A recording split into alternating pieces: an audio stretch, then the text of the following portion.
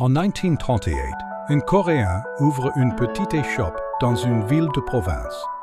Près de 90 ans plus tard, cette même entreprise est devenue l'une des plus grosses machines à profit de la planète, à cause d'une décision risquée prise en plein milieu du parcours. Lee Byung-chul ouvre l'échoppe Samsung Sanghe à Daegu pour vendre du poisson séché, des nouilles et des produits agricoles vers la Chine. En 1938, il ouvre cette petite échoppe.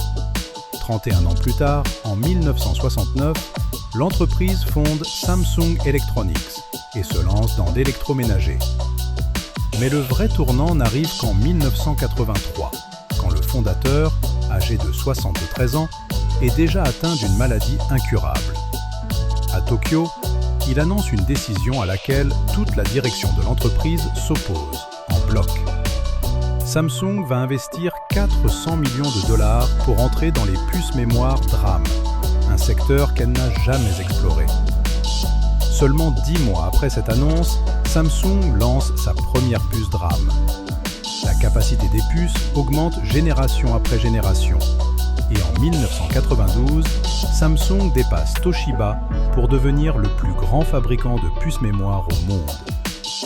Aujourd'hui, Samsung annonce un bénéfice de 89,4 billions de won pour le deuxième trimestre. Ce chiffre est 19 fois plus élevé qu'à la même période l'an dernier, quand le bénéfice n'était que de 4,68 billions de won.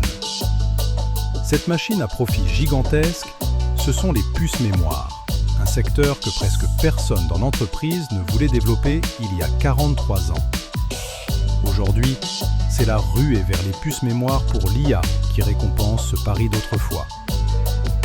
La ruée vers l'IA n'a pas créé Samsung.